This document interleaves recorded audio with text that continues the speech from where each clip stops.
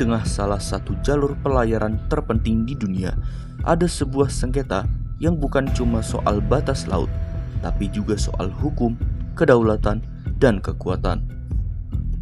Di Laut China Selatan, sebuah garis putus-putus bernama Nine Dash Line memicu pertanyaan besar. Apakah klaim seluas itu benar-benar sah menurut hukum laut internasional? Dari sinilah sengketa Filipina melawan China di hadapan Permanent Court of Arbitration dimulai, dan sampai hari ini dampaknya masih terasa. Saya Muhammad Raihan Irsyad akan menjelaskan dan memperkenalkan terkait kasus ini berdasarkan konsep 5W+1H, yaitu what, where, when, why, who, dan how. Saya Farel Alfarezi akan menjelaskan tentang kronologi sengketa dan proses hukum. Saya Ira Wulandari akan menjelaskan legal arguments, challenges, and dynamics. Saya Muhammad Garza Biu Zahran akan menjelaskan mengenai status terkini dan juga rekomendasi kebijakan. Teman-teman, bayangkan ada garis putus-putus di sebuah peta dunia yang tidak ada koordinat pasti, tidak ada hukum yang jelas, namun mengklaim hampir 90% dari sebuah lautan. Apa nama garis-garis itu? Namanya adalah Nine Dash Line. Sudah lebih dari 7 dekade, garis putus-putus ini menjadi sebuah isu sengketa maritim laut dalam cakupan hukum laut internasional. Lalu, apa sih sengketa ini? Mari kita bahas lebih lanjut. South China Sea Arbitration atau arbitrase Laut Cina Selatan adalah prosedur penyelesaian sengketa yang diajukan oleh Republik Filipina terhadap Republik Rakyat Cina. Dan ini sudah tercatat di kasus PCA case number 2013 until 2019, yang dimana kasus ini terpusat pada validitas klaim China atas hampir 90% wilayah di Laut Cina Selatan, yang dimana disebut sebagai Nine Dash Line, yaitu suatu garis batas berbentuk huruf U yang tidak memiliki koordinat geografis yang pasti, teman-teman. Dan Filipina sendiri sebenarnya sudah mengajukan ini 15 submission ke tribunal, yang dimana mencakup 3 hal besar utama. Yang pertama adalah apakah Nine Dash Line ini bertentangan dengan UNCLOS. Yang kedua adalah apakah status hukum fitur-fitur maritim seperti Scarborough Shoal, Second Thomas Shoal, dan Mischief Reef. Dan yang ketiga adalah apakah tindakan Cina di Laut Cina Selatan ini bertentangan ataupun melanggar hak-hak berdaulatnya rakyat Filipina. Jadi teman-teman, ini sebenarnya bukan sekedar persoalan batas laut biasa, tetapi juga sebagai ujian bagi supremasi hukum UNCLOS sebagai konstitusi lautan dunia. Lautan Cina Selatan merupakan lautan semi tertutup di Asia Tenggara yang berbatasan dengan China, Vietnam, Malaysia, Filipina, Brunei, dan Indonesia. Perairan ini mencakup lebih dari 3,5 juta kilometer persegi yang menjadikannya salah satu tempat pelayaran tersibuk di dunia. Adapun 3 titik utama dalam sengketa ini, yang pertama adalah Scarborough Shoal atau Bajo de Misloy yang berjarak 220 nautical miles dari garis pantai Filipina, yang jauh di dalam zona ZEE-nya. Yang kedua adalah Thomas Second Shoal atau Ayungin Shoal yang berjarak 105 nautical miles dari Palawan, Filipina. Yang ketiga adalah Mischief Reef atau Panganiban Reef yang berjarak 129 nautical miles dari Filipina. Adapun Spratly Islands, yaitu fitur-fitur yang menjadi rebutan antara China, Malaysia, Vietnam, Brunei, dan Filipina. Secara strategis, kawasan ini memiliki 100 miliar barel cadangan minyak yang belum dieksplorasi, 190 triliun kaki kubik gas alam, dan bertanggung jawab atas 24% pelayaran maritim global yang senilai 7,4 triliun US dollar per tahunnya. Klaim Cina atas Laut Cina Selatan sudah ada sejak tahun 1947 ketika pemerintah nasionalis Cina atau Kuomintang menerbitkan peta dengan judul 11 Dash Line. Setelah revolusi komunis tahun 1949, Republik Rakyat Cina mewarisi klaim tersebut dan menyederhanakannya menjadi Nine Dash Line. Namun, sengketa hukum formal dalam kasus ini dimulai pada tanggal 22 Januari 2013 ketika Filipina secara resmi mengajukan notifikasi arbitrase kepada China yang berdasarkan Aneks 7 UNCLOS. Proses ini berlangsung dari tahun 2013 sampai 12 Juli 2016, yang dimana tribunal menerbitkan putusan akhir yang mengikat dan final. Namun hingga saat ini, tahun 2026, sengketa ini masih berlanjut karena Cina menolak untuk mengakui putusan tersebut. Pihak utama dalam arbitrase ini ada pemohon, termohon, tribunal, dan juga aktor sekunder. Kalau pemohon itu adalah Republik Filipina. Manila mengklaim bahwa Cina secara konsisten telah melanggar hak berdaulat Filipina atas zona ekonomi eksklusif dan landasan kontinen berdasarkan UNCLOS. Yang kedua adalah termohon, yaitu Republik Rakyat Cina. Beijing menolak yurisdiksi dari tribunal sejak awal, tidak berpartisipasi dalam persidangan, dan menerbitkan position paper pada tanggal 7 Desember 2014 yang menyatakan bahwasannya tribunal tidak memiliki yurisdiksi. Yang ketiga adalah tribunal, terdiri dari 5 arbiter yang ditunjuk berdasarkan Aneks 7 UNCLOS dengan Permanent Court of Arbitration sebagai registry. Presiden tribunal pun bernama Judge Thomas A. Mensah dari Ghana. Dan aktor sekunder lain seperti ASEAN, Amerika Serikat yang mendukung putusan tribunal, dan aktor klaim lain seperti Malaysia, Vietnam, dan Brunei. Filipina mengajukan arbitrase karena merasa frustrasi dengan pendekatan bilateral yang gagal selama puluhan tahun. Secara spesifik, klaim Cina berdasarkan 9-dash line itu tidak memiliki preseden dalam UNCLOS. Pasal 55 hingga 75 UNCLOS menyatakan bahwasanya ZEE itu adalah hak yang lahir dari jarak 200 nautical miles dari garis pantai, bukan dari klaim historis. Bagi Filipina ini bukanlah hal patriotisme semata teman-teman, melainkan perjuangan hak nelayan mereka untuk menangkap ikan di perairan yang secara hukum adalah ZEE mereka, dan hak atas sumber daya alam di landas kontinen mereka, serta keamanan nasional mereka. Secara lebih luas teman-teman, kasus ini adalah kasus yang penting karena menjadi uji coba apakah UNCLOS yang ditandatangani oleh 167 negara itu dapat menegakkan dirinya melawan kekuatan besar seperti China. Filipina sendiri mengajukan arbitrase berdasarkan pasal 286 sampai 287 UNCLOS Aneks 7 yang memungkinkan satu negara pihak mengajukan sengketa ke arbitrase secara sepihak tanpa harus menunggu persetujuan dari negara lain. Cina menyatakan bahwasanya tribunal tidak memiliki yurisdiksi atas 3 hal. Yang pertama, isu ini adalah isu kedaulatan teritorial. Yang kedua, sudah ada perjanjian bilateral sebelumnya yang menyatakan bahwasanya penyelesaian sengketa ini melalui negosiasi. Dan yang ketiga, Declaration Conduction of the Parties in the South China Sea tahun 2002. Namun pada tanggal 29 Oktober 2015, tribunal memutuskan bahwasanya mereka memiliki yurisdiksi atas sebagian besar submission di Filipina. Sidang perkara terus berlanjut hingga pada tanggal 12 Juli 2016, tribunal menerbitkan final award yang komprehensif sebanyak 501 halaman. Terima kasih Rehan. Oke, sekarang mari kita lihat lebih dalam bagaimana kasus ini berkembang secara kronologis dan proses hukumnya. Sejak 1947, China telah mengklaim hampir seluruh wilayah Laut China Selatan. Klaim ini diperkeruh oleh penafsiran China terhadap sejarah maritimnya. Lalu pada 1994, hukum UNCLOS mulai berlaku secara internasional. Dan juga pada 1996, China telah meratifikasinya, yang mana artinya China telah terikat oleh hukum ketentuan UNCLOS. Lalu perlu kita catat bahwa pada tahun 2006, China membuat deklarasi berdasarkan pasal 298 UNCLOS yang mengecualikan sengketa delimitasi maritim dan sengketa historis mekanisme penyelesaian sengketa wajib. Inilah yang kemudian menjadi argumen inti China bahwa tribunal ini tidak berkompeten. Lalu eskalasinya pada tahun 2012, yang mana khususnya ini terjadi di insiden Scarborough Shoal pada April 2012. Ketegangan memuncak ketika Filipina berusaha menangkap nelayan China, yang kemudian China merespon dengan mengirimkan kapal pemerintahnya. Lalu terjadilah di sana negosiasi sehingga pada akhirnya Filipina memutuskan untuk menarik kapalnya, sedangkan China tidak. Hal ini kemudian membuat China secara efektif menguasai Scarborough Shoal hingga sekarang. Lalu pada 22 Januari 2013, Filipina mengajukan Notification and Statement of Claim kepada China.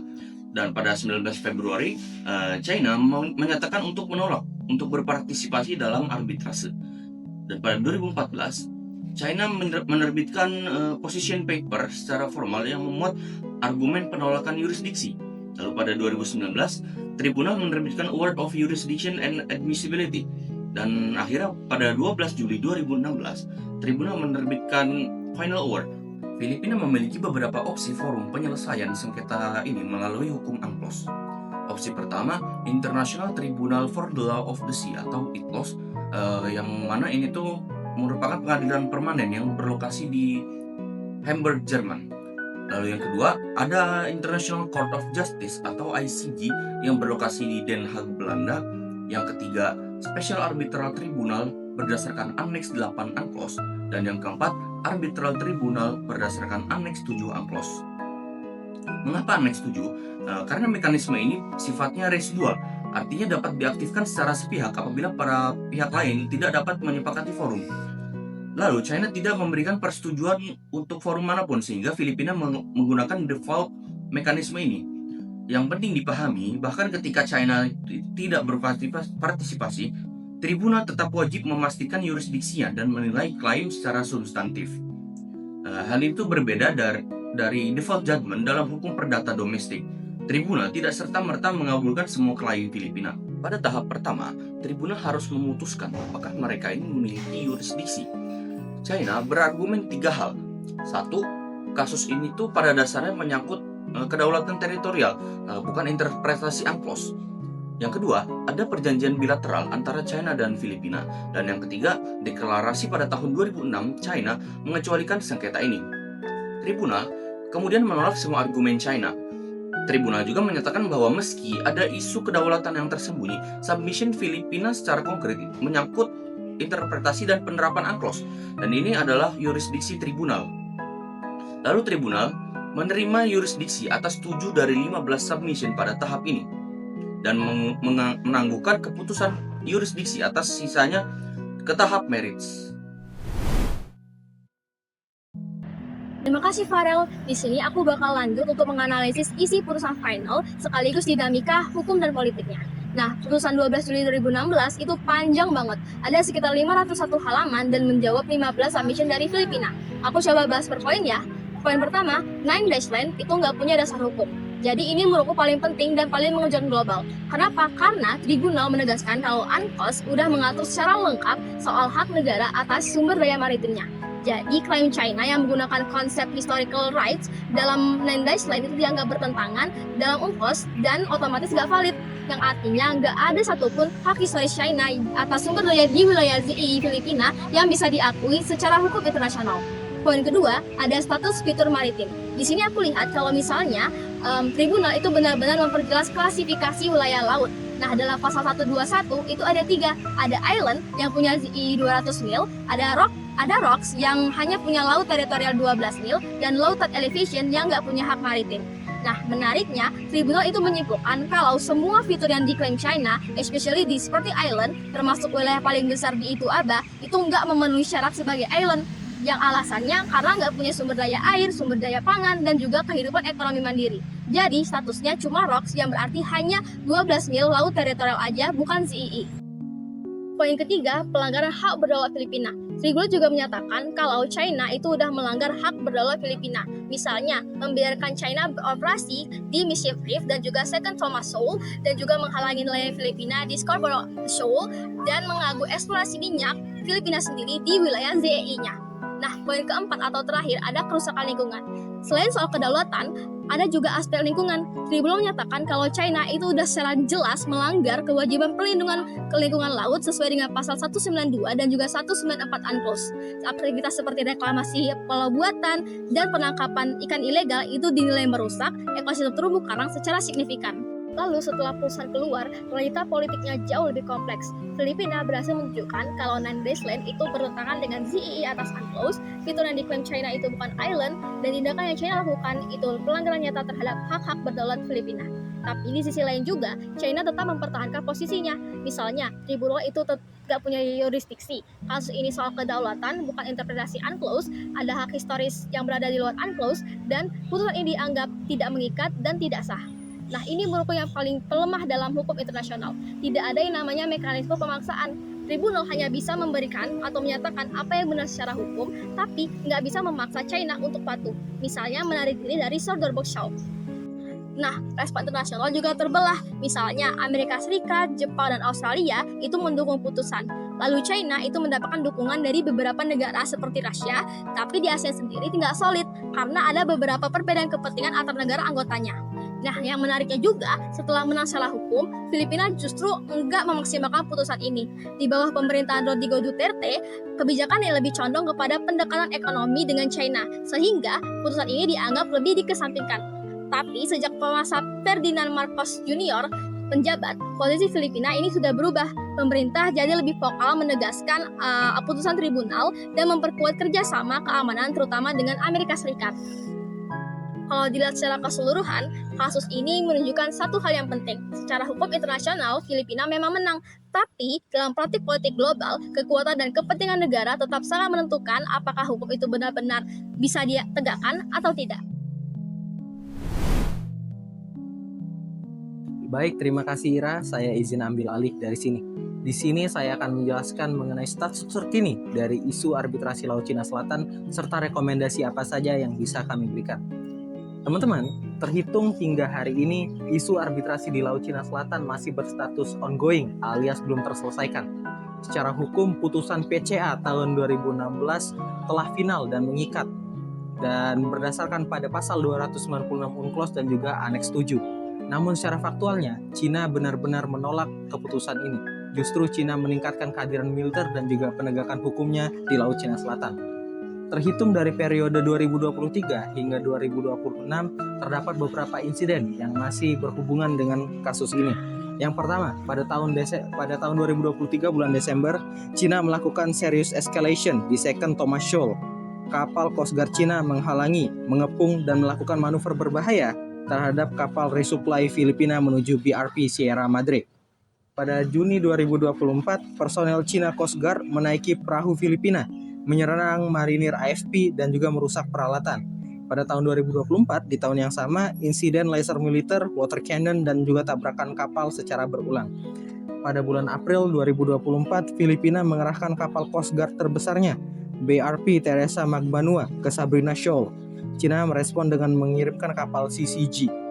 Pada tahun 2025 hingga 2026, ketegangan terus berlanjut. Pada bulan Januari, keduanya sepakat mempertahankan perjanjian sementara pengisian ulang BRP Sierra Madre. Pada tahun 2026, bulan April, Amerika Serikat, Australia, dan juga Filipina menggelar latihan maritim trilateral. Cina merespon dengan patroli angkatan laut. Kalau kita bertanya-tanya kenapa permasalahan ini tidak kunjung selesai, mungkin pemicunya adalah hal-hal berikut. Yang pertama, enforcement gap. UNCLOS tidak mempunyai mekanisme yang menegakkan hukum secara paksa. Yes indeed, aturan yang dikeluarkan mengikat secara hukum, tetapi tidak ada sebuah otoritas yang membuat Cina patuh terhadap aturan ini. Inilah yang saya sayangkan. Apalah arti sebuah hukum bila tidak ada sebuah entitas, otoritas, ataupun seseorang yang bisa menegakkan hukum tersebut, yang bisa membuat Cina patuh dalam konteks ini. Yang kedua adalah klaim historis versus UNCLOS. Cina membawakan narasi hak historisnya mendahului UNCLOS. Di sisi lain, UNCLOS tidak secara eksplisit menghapuskan semua klaim historis. Ini berdatangkan sebuah advantage terhadap Cina, di mana tercipta sebuah kekosongan yang pada akhirnya bisa dimanfaatkan oleh Cina. Yang ketiga adalah fragmentasi ASEAN. Tidak adanya konsensus di antara negara-negara di dalam ASEAN itu menciptakan lemahnya klaim kolektif dari negara-negara ini. Seperti negara Laos dan Kamboja diketahui mencoba menghambat dari pernyataan dari negara-negara yang terlibat mengenai klaim Laut Cina Selatan ini. Yang terakhir adalah gray zone. Cina selalu bermanuver dengan konsep gray zone, di mana di sini mereka membuat manuver di bawah ambang perang konvensional seperti maritim militia, operasi Coast Guard, dan juga pembuatan pulau buatan gitu. Hal ini menghambat karena pihak-pihak berwajib yang seharusnya bisa menanggulangi permasalahan ini, mereka tidak tahu di mana mereka bisa mengintervensi ataupun bertindak karena mereka bingung membedakan apakah ini adalah sebuah manuver militer ataupun manuver sipil. Dari pembahasan, diskusi, dan juga analisis yang sudah kami bawakan di segmen sebelumnya, di segmen ini kami bisa menyimpulkan bahwa terdapat setidaknya 5 rekomendasi yang bisa kita tempuh sebagai penyelesaian dari isu ini. Yang pertama, kita bisa memperkuat mekanisme compliance di dalam UNCLOS. Kita memerlukan adanya reformasi struktural di dalam UNCLOS itu sendiri untuk menambahkan protokol compliance yang lebih kuat, termasuk sanksi diplomatik dan juga ekonomi terhadap negara yang menolak keputusan arbitrase. Justifikasi hukumnya adalah pasal 300 UNCLOS, yaitu good faith and abuse of rights, yang bisa menjadi fundamental ataupun blueprint untuk mengembangkan mekanisme penalti bagi negara yang secara sistematis menolak keputusan. Lalu kita bisa menempuh jalur kolaborasi multilateral antar negara-negara klaim seperti Filipina, Vietnam, Brunei, Indonesia, dan juga Malaysia perlu membentuk koalisi diplomatik yang solid dan juga secara kolektif mengadvokasikan penegakan PCA 2016 di forum PBB. Justifikasi hukumnya adalah pasal 123 UNCLOS yang mendorong kerjasama negara-negara yang berbatasan dengan laut semi tertutup seperti Laut Cina Selatan. Lalu kita bisa menempuh jalur aktivasi International Court of Justice dengan dasar pelanggaran jus cogens. Ya, memang untuk rekomendasi satu ini kita menempuh jalur prosedural yang lumayan kompleks, tapi worth the try. Filipina dapat mengeksplorasi jalur International Court of Justice dengan berbasis pelanggaran kewajiban erga omnes, mengingat kerusakan lingkungan yang ditimbulkan itu bersifat global. Justifikasi hukumnya adalah pasal 192 dan 194 UNCLOS yang menekankan bahwa kewajiban melindungi lingkungan laut itu bersifat obligasi terhadap komunitas internasional secara keseluruhan tanpa terkecuali.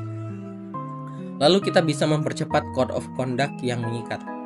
ASEAN dan China itu perlu menyelesaikan negosiasi Code of Conduct yang bersifat legally binding dengan cakupan geografis yang jelas dan juga mekanisme pergerakan internal. Justifikasi hukumnya adalah Declaration of Conduct Parties pada tahun 2002 yang pada saat ini sangat disayangkan itu tidak mengikat. Code of Conduct yang mengikat akan menciptakan rezim hukum regional yang mengisi kekosongan enforcement dari UNCLOS. Lalu yang terakhir, kita bisa menggunakan approach joint development yang berkeadilan. Ini bisa kita pertimbangkan sebagai solusi pragmatis short term gitu teman-teman. Di kawasan Tumbang Tindih ini tuh bisa dipertimbangkan namun dengan syarat yang ketat, yaitu tidak mengakui klaim 9 dash line. Justifikasi hukumnya adalah kalau kita melihat pattern yang sudah terjadi, ini adalah sebuah model yang berhasil diimplementasikan dan bisa berjalan dengan efektif, bisa saya bilang, yaitu saat diterapkan di Timor Leste dan Australia, yaitu Timor Sea Treaty, yang bisa kita jadikan referensi tanpa mengkompromikan kedaulatan. Permasalahan sengketa Laut Cina Selatan bukan hanya sebatas permasalahan yang menyangkut batas-batas laut. Ini merupakan sebuah perang narasi di mana hukum yang codified di dalam UNCLOS melawan klaim historis yang tidak berdasar pada hukum positif. Putusan PCA tahun 2016 memberikan sebuah sumber hukum yang pasti dan mutlak, di mana menyebutkan bahwa 9 dash line itu tidak sah. Zona ekonomi eksklusif dari Filipina tidak bisa diganggu. Dan Cina itu sebenarnya melakukan sebuah pelanggaran terhadap hukum laut internasional. Yang kita butuhkan sekarang bukan hanya sebatas kepastian hukum, tapi political will dari setiap negara untuk menegakkan supremasi UNCLOS sebagai konstitusi internasional. Karena bila hukum tidak ditegakkan, maka yang menang bukanlah yang benar, melainkan yang kuat. Sekian dan terima kasih. Saya mewakili teman-teman saya dari kelompok 1 pamit undur diri. Wassalamualaikum warahmatullahi wabarakatuh.